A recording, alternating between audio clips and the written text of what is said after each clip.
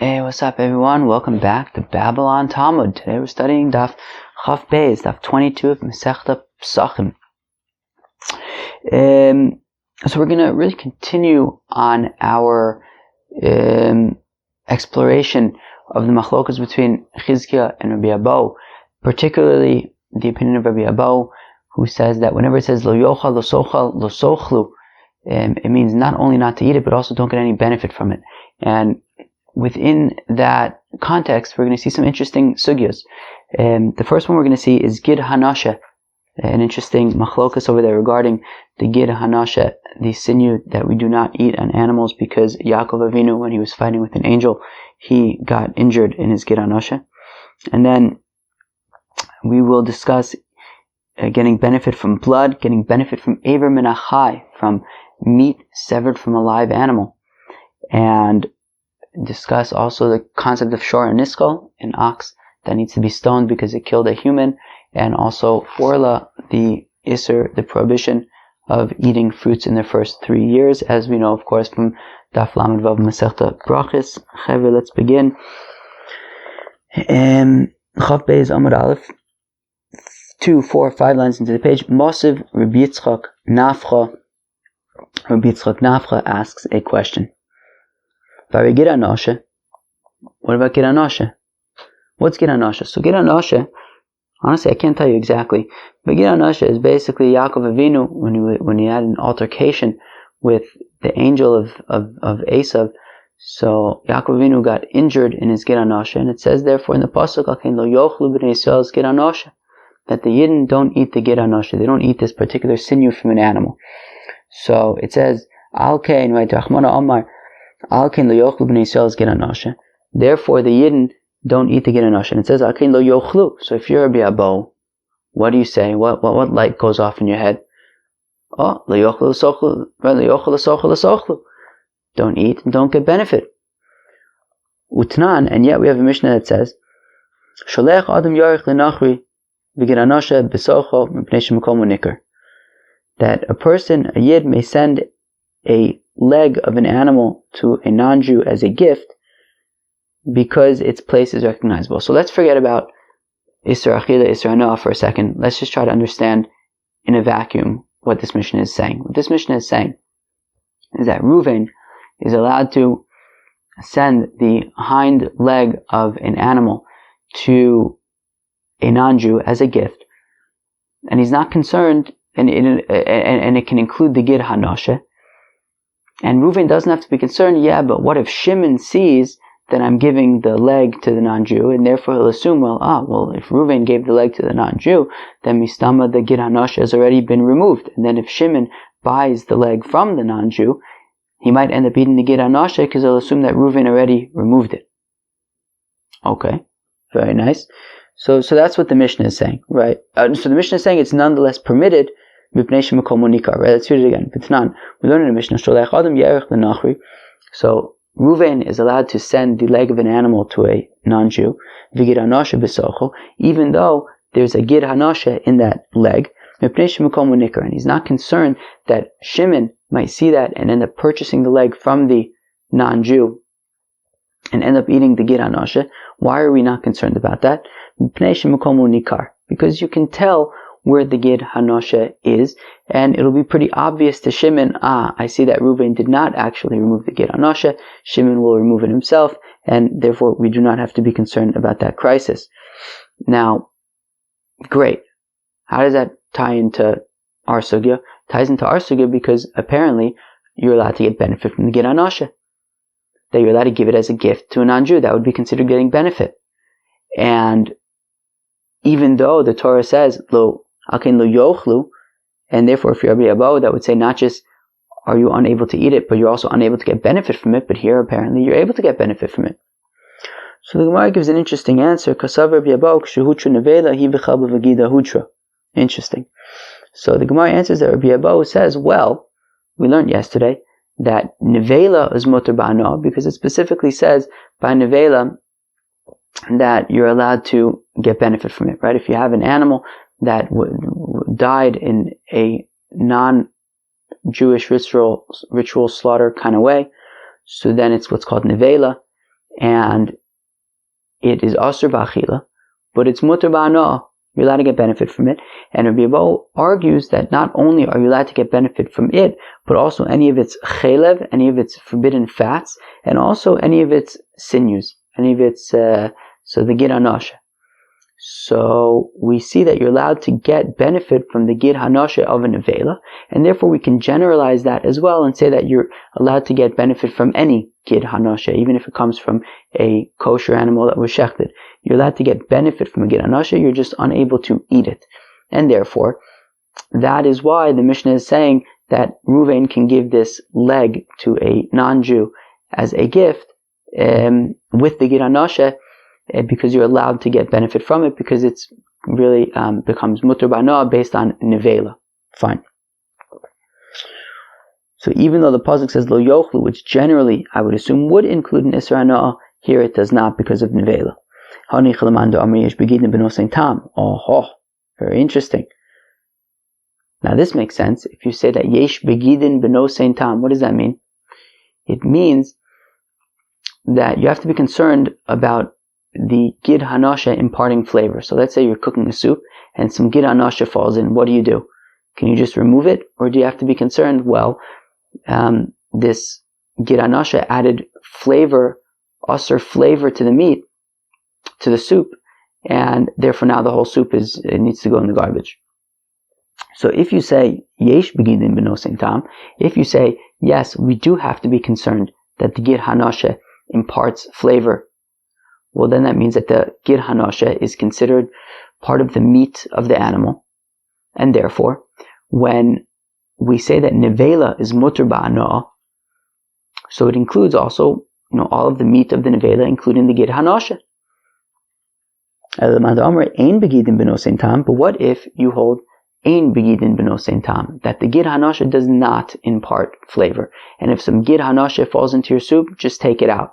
You can't eat it, but just take it out. It didn't add anything to the soup otherwise. So it's not actually considered part of the meat of the animal, and it's just considered like eitz ba'alma, just considered like a tree. You're not allowed to eat it, just considered like wood. Right? Meaning, well, wood, I don't know if you're allowed to eat or not, but the point is, when it comes to the gid hanasheh, there's no issue in terms of meat over here. The issue is just the Torah says don't eat the gid hanasheh, so you don't eat it. But it doesn't have any other, problematic characteristics. So now, okay, so how does that apply to us? Well, how it applies to us is that when we say that nevela is mutar ba'anah, that implies the meat of the nevela, but it wouldn't, right, that includes the meat of the nevela, but it would not include the gid hanasheh, because the gid hanasheh is not considered meat. It doesn't impart flavor. It's a separate thing. Don't eat the gid hanasheh. But, okay, if that's the case, well then when it says Akin lo yochlu b'nei Yisrael's gid hanasheh, if you're a biabo, then that means don't eat it, don't get benefit from it. So how come I'm allowed to give it to my neighbor, to a Gentile as a gift? That's getting benefit. It says lo yochlu. I'm not allowed to get benefit from it. If you say that yesh begidin b'nosein tam, that gidin are considered part of the meat, and therefore I could say, well, just like a nevela is mutar ba'anah, so gid hanasheh is just like nevela is mutar ba'anah, so therefore gid hanasheh is also mutar ba'anah. So I understand why I can give it to a non-Jew as a gift. But if you say that ein begidin b'nosein tam, that the gid hanasheh doesn't impart flavor, it's not considered meat, and therefore it's a separate thing, right? Just you're not allowed to eat it, but it's not considered meat, and therefore when I say that nevela is mutar ba'anah, that would not include the gid hanasheh. Well, if that's the case, then how come you're allowed to give it to a Gentile as a gift if it should be asur ba'anah? So ma'ika le'meimar, so man shamas le'do amar ein begidin b'nosein tam Reb Shimon. Oh. So the Gemara answers, well, let's take a step back. Let's put things in context. Whose opinion is it, after all, who says ein begidin b'nosein tam? Who's the one who says that gid hanasheh doesn't impart flavor, it's not considered the meat, and therefore would not be included in the permission to get benefit from it? It's Reb Shimon. The Tanya is we learn in the Brisa ha'ochel migid hanasheh shel behema tmeah. What happens if you eat from the gid hanasheh of a behema tmeah? It's like eating a ham sandwich on Yom Kippur, right? So not only is the animal tameh, but you're eating the gid hanasheh. Oy vavoy. So we learn in the Brayso, ochel mi gid hanasheh shel behema tameah. So if somebody eats from the gid hanasheh of behema tameah, probably on Yom Kippur with cheese, Rabbi Yehuda mechayev shtayim, Rabbi Shimon poter. So Rabbi Yehuda says that you're chayev twice. You're eating a non-kosher animal, and you're eating the gid hanasheh. So 2 strikes. Rabbi Shimon poter.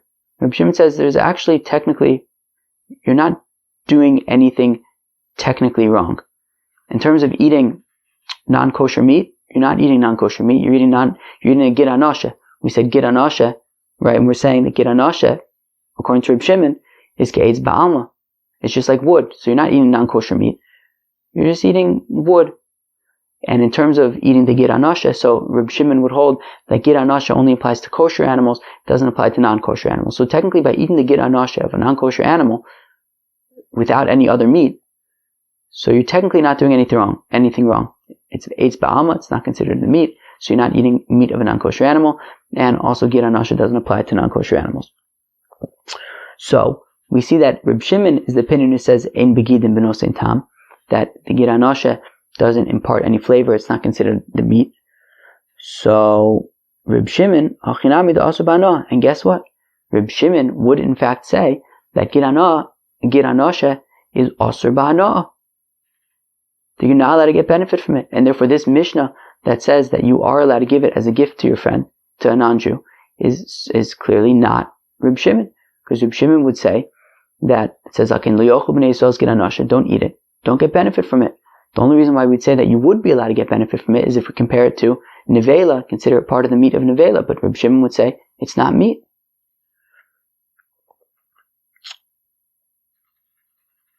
Titania, as we learn in the Brayso, gid hanasheh mutar b'hana'ah, divrei Reb Yehuda, Reb Shimon oser, that the gid hanasheh is mutar b'hana'ah, you're allowed to get benefit from it according to Reb Yehuda. Whereas Reb Shimon says it's aser, and Rabbi Abou, that works out perfect for him.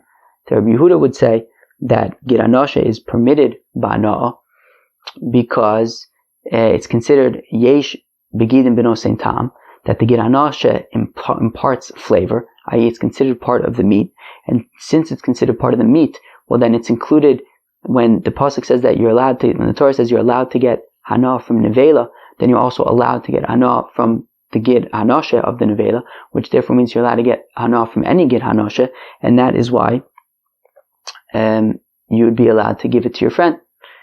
And according to Reb Shimon, who says ein begidim b'nosein tam, which means that the gid hanasheh is not considered part of the meat of the animal, and therefore when we say that nevela is mutar b'hana'ah, great for the nevela, but that doesn't include the gid hanasheh. The gid hanasheh remains forbidden b'hana'ah because it says lo yochlu b'nei Yisrael gid hanasheh, don't eat it, don't get benefit from it, and therefore you would not be allowed to give the gid hanasheh to your friend, to a non-Jew, because it's asur b'hana'ah. Paridam. So now the Gemara says, okay, fine, great, thanks for clarifying gid hanasheh. What about blood? The Torah says, kol nefesh mikem lo sochal dam, that don't eat blood, and therefore if Rabbi Abou means lo sochal, don't eat it, don't get benefit from it. Vitnan, and yet we learn in the Mishnah, elu ve'elu misarvim ba'ama. Okay, that all this blood in the Beis HaMikdash gets all mixed together. Basically, you would take the blood and you would spill it into these holes at the Yisod HaMizbeach, on the foundation of the Mizbeach, and it would go down into this like stream beneath, and then it would all mix together and leave from under the Beis HaMikdash. V'yotza nachal Kidron, and it would go down to the valley of Kidron. V'nimkarin l'ganonin l'zevel u'mo'alin bo. And then what you can do is you could sell it to the farmers, the local farmers, to use as fertilizer for their fields. So what do we see? So we see that this blood is hektish, and you can't get benefit from it. U'mo'alin bo would be me'ila, you're not allowed to get benefit from it. However, we say that you're allowed to v'nimkarin l'ganonin, you could sell it to the farmers, and then once you sell it to them, so then you transfer their kedusha to money, the money goes to the Beis HaMikdash, and now they can use the blood for fertilizer. So what do we see? We see that the only issue with this blood is the fact that it's kodshim. But it's hektish.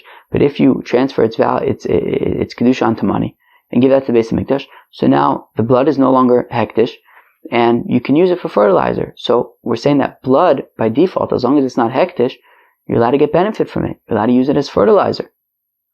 So we see that even though by blood it says, lo sochal dam, don't eat blood. And if I'm Rabbi Abo, I would say that includes benefit. Do not get benefit from blood. And yet we're saying you can use it as fertilizer. So the Gemara answers shiny dam. Blood is different. That even though it says lo sochal, you are allowed to get benefit from it. Deskash lamayim, because blood is compared to water. It says by blood, don't eat it, spill it on the ground like water. And mamay mutarin, haftam mutar. And once we compare blood to water, well, just like water, you're permitted to get benefit from. You're allowed to drink water. So you can also get benefit from blood. The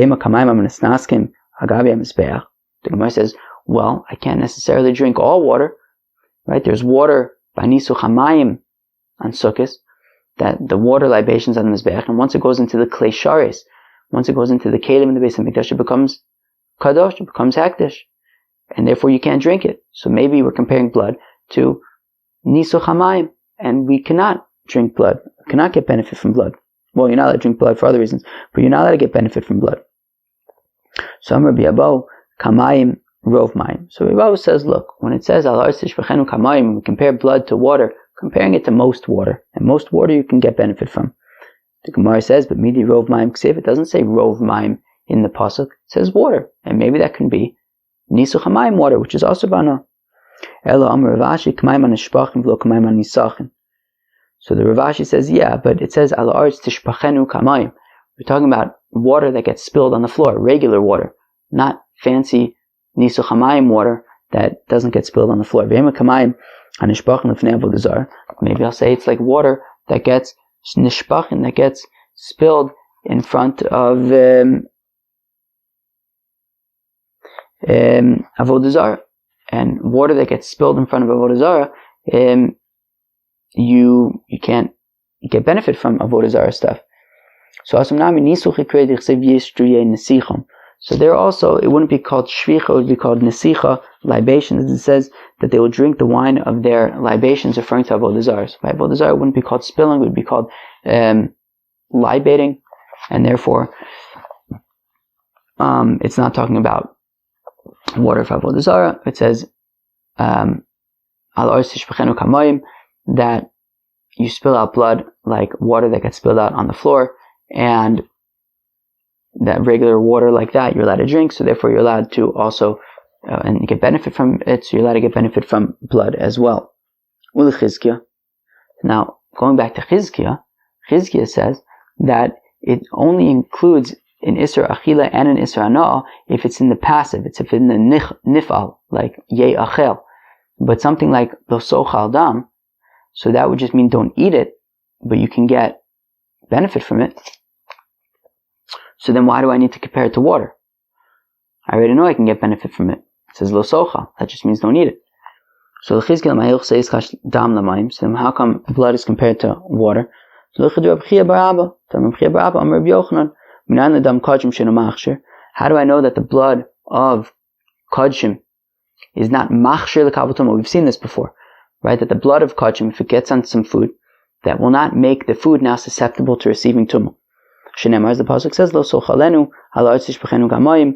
Do not eat blood, rather spill it on the ground. Tam shenishpach kamayim machshir, shenu nishpach kamayim enu machshir. Specifically, blood that you spill on the floor, that is machshir l'kabel tumah, but not blood that you receive into kelim and throw on the mizbeach. That is not machshir l'kabel tumah. That's why we have to compare blood to water, to teach us that dam kodshim is not machshir l'kabel tumah. But in terms of benefit, yeah, it would be mutter ba'ana'ah, because it says lo sochal. So that according to Chizkiah, that means don't eat it, but you're allowed to get hanasheh from it. Now the Gemara moves on to Aver min hachai. What about chopping some meat from a live animal? Doesn't seem very, very nice. The Chsiv, as the pasuk says, lo sochal anefesh im habasar.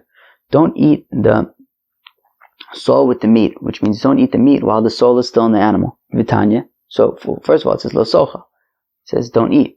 So if you're Rabbi Abo, that means don't eat and don't get benefit. Vitanya, we learn in the Brayso, Reb Nosson Omer, says the holy Reb Nosson, How do you know that you shouldn't go up to a nazir and be like, yo, dude, you think you're so cool? Look at this. Here's some wine. Don't do that.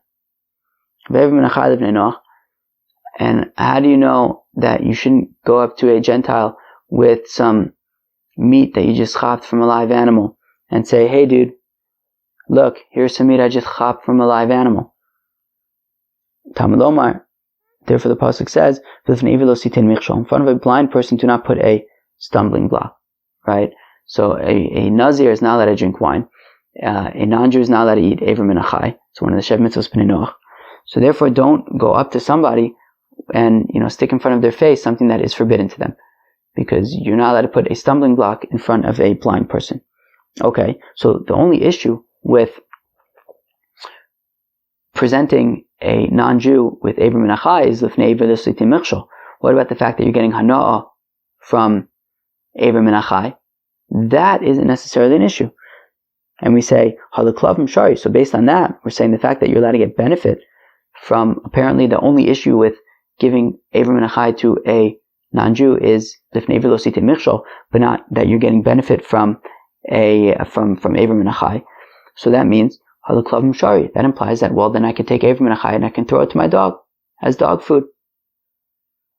So it's mutar b'ano.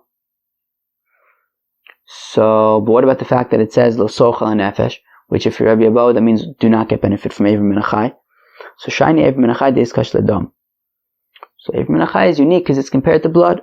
Tichsev, as that same pasuk that teaches lo sochal hanefesh mabasar, it also teaches hakazik v'vil tiachol adam.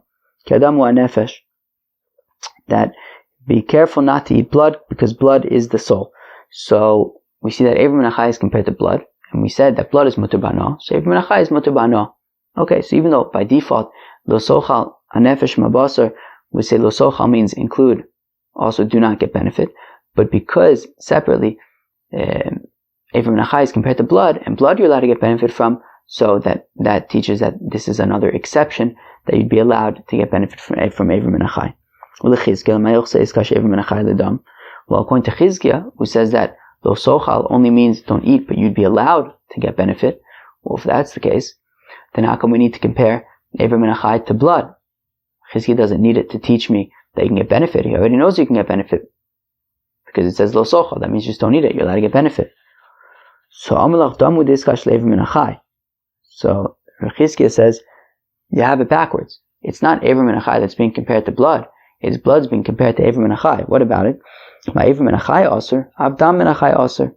That not only that, well, that just like Ever min hachai is forbidden, so also blood from a live animal is forbidden. Ve'ezeh zedam hakaza shenefesh yotze bo. This is the bloodletting blood. Specifically, there are different types of bloodletting blood, that depending on the stage of the bloodletting.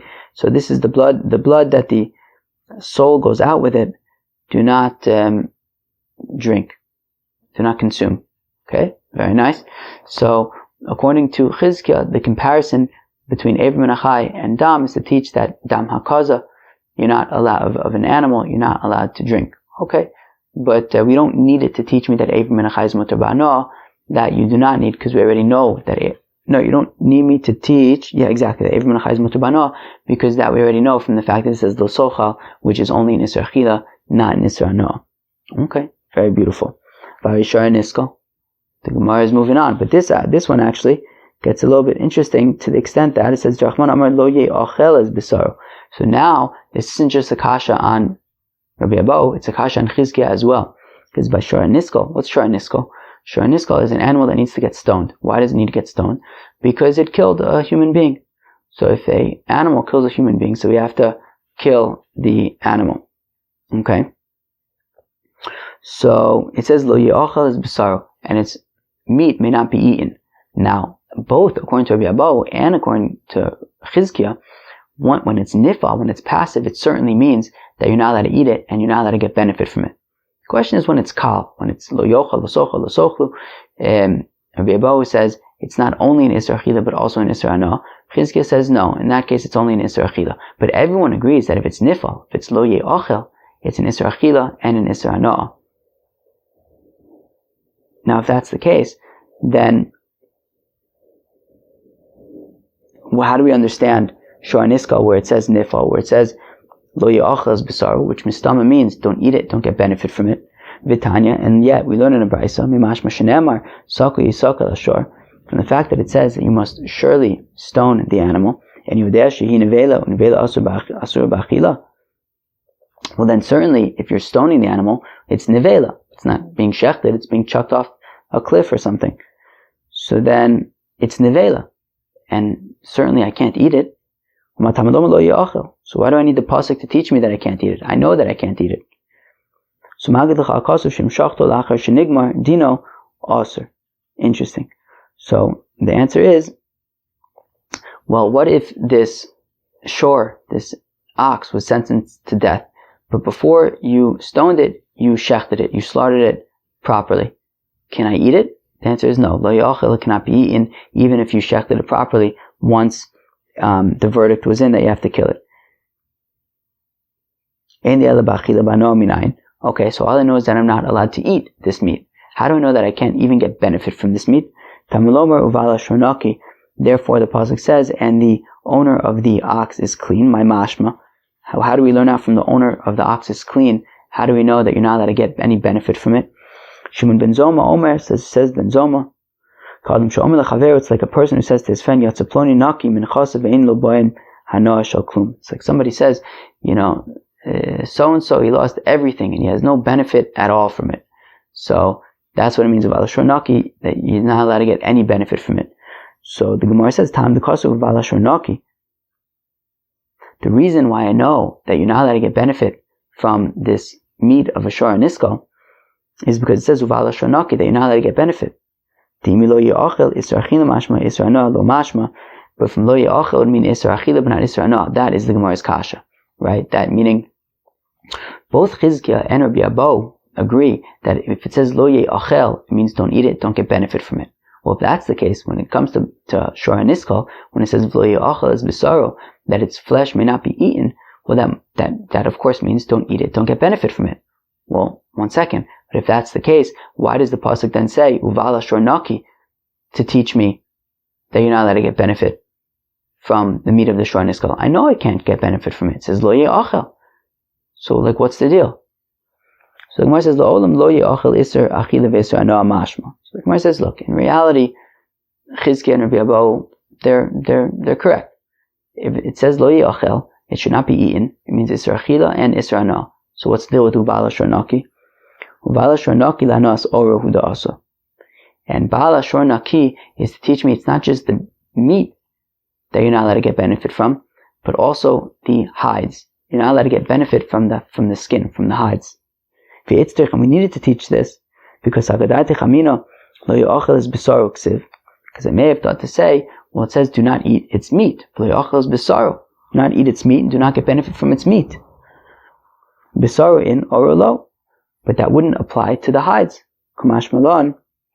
Therefore, it says Uvala Shornaki that you're also not allowed to get benefit from the hide. Okay, fine, but by default, Lo Ye'achel means don't eat it and don't get benefit. Fine. Lahanach Tanoi Demafkele Laikra Lejosh Achrino Lechatzikof Dmei Vlados. So now to these Tanoim who learn out from Uvala Shornaki, they learn out something else, which is that if it was a short tam, if it was a ox that wasn't warned, it didn't have a history of being belligerent, so then you would only pay half of the value of the life of the person who was killed. Or if it was a woman who was killed and she was pregnant, so then you would pay the value of the fetuses. So then how do they know that you're not allowed to get benefit from the hide? Because we were learning it out from Uvala Shornaki, but if they learn out from Uvala Shornaki, Dmei Vlados and Chatzi Kofer, well then, how do they know that you're not allowed to get benefit from the hide? So Nafgalu me es bisaro, es atafalu bisaro. It says, V'le'ochel es bisaro. Do not eat its meat. So it's not just the meat, but even anything that is secondary to the meat, i.e., the hides. V'idach, and the Tana learns out not eating. So not just eating the hides, not eating the hides at all. Don't get benefit from the hides. And according to the first mandamar, who learns out getting benefit from the hides, or not getting benefit from the hides, from Uvala Shronaki. So Es Ludarish, he doesn't learn out S coming to include the prohibition against getting benefit from the hides of this stoned animal. Kidatani's we learn in the Brisa, Shimon HaAmsuni, Farmila Nechemya HaAmsuni, Hayidarish Kol Esim Shabbatorah. So Shimon HaAmsuni, some say it was Nechemya HaAmsuni, he would expound every S in the Torah, every place where it says Aleph Taf, where it says S, he would give a pshat. Kevin Shegele Es Hashem Lokecha Tira, perish. But once he got up to Es Hashem Lokecha Tira, to fear God, so then what is S coming to include? There's only one God. So then he said, forget it. All of my efforts were futile. Amrulo Tamidav, his student said to him, Rebbe, Kol Esem Shedarashna Mate Alein, but what about your life's work? What about all of these S's that you so painstakingly made drashas for? So Meloim, he said to them, listen up. Shem shekibalti sachar ala drisha, kachani mekabel sachar ala prisha. Isn't that beautiful? I'll read that again. Shem shekibalti sachar ala drisha. Just like I received reward for expounding all of these S's, kachani mekabel sachar ala prisha. Well, I also get reward for recognizing that I should, walk away from it. Meaning, even though I invested, right, called the sunk cost, right, that when we invest so much in something, we don't want to walk away from it because we've already invested so much. Shimon HaAmsuni said, look, forget about the sunk cost. Yeah, sure, I received reward for all the investment that I painstakingly took to give drashas for all the S's, but when I realized that it's incorrect, it's not right, well, I also receive reward for recognizing that I should say that this was not correct. Okay. Until Rabbi Akiva came Vidarash, Es Hashem Elokecha Tira l'Rabbos Talmidei Chacham. Until Rabbi Akiva came and he says, look, Es Hashem Elokecha Tira, what is it coming to include? Talmidei Chacham, that you should fear Talmidei Chacham as well. Okay. So, but we're going to say that according to the Manda Amar, who learns out from Uvala Shronaki, that from there we learn out that you're not allowed to get hanasheh from the hides of this stoned animal, and if they don't learn it out from S, it's like Shimon HaAmsuni, who said, look, in the end, there's nothing to learn out from all of these S's. Okay, fine. And finally, the Gemara gives, at least for today's daf, it says, Vare Orla. What about when it comes to Orla? What about it comes to this fruits, that for the first 3 years, we do not eat the fruits of a tree? Then the 4th year, of course, it's Neta Revai. So then, the Rachmana Amar, the Torah says, Aredim lo ye'achel. It says that they are Orla. They may not be eaten. Now lo ye'achel, according to Rabbi Abo and according to Chizkiah, means that achila, isra achila, and an isra hanasheh. V'tanyam, we learn in the Brisa, aredim lo ye'achel. When it says aredim lo ye'achel, ainli ela isra achila, all I know is that it's also ba'achila. Minayin shelo yehana mimenu. How do I know that it's also ba'hanasheh? Shelo yitzba bo, that you shouldn't paint with it, create paints with it and paint with it. Lo yadlik bo es haner. Do not burn it to kindle a fire. It says all these different lashonos, all these different uses of orla, araltam, orlaso, arelim, lo yachel. The rabbis is kulam to say that you're also not allowed to get benefits. So time of the cost of Rahman of araltam, orlaso, arelim. So the only reason why I know that you're not allowed to get benefit from orla is because it says araltam, orlaso, arelim. But just simply from the fact that it says lo yachel, that would not be enough to know that it includes a prohibition against getting benefit.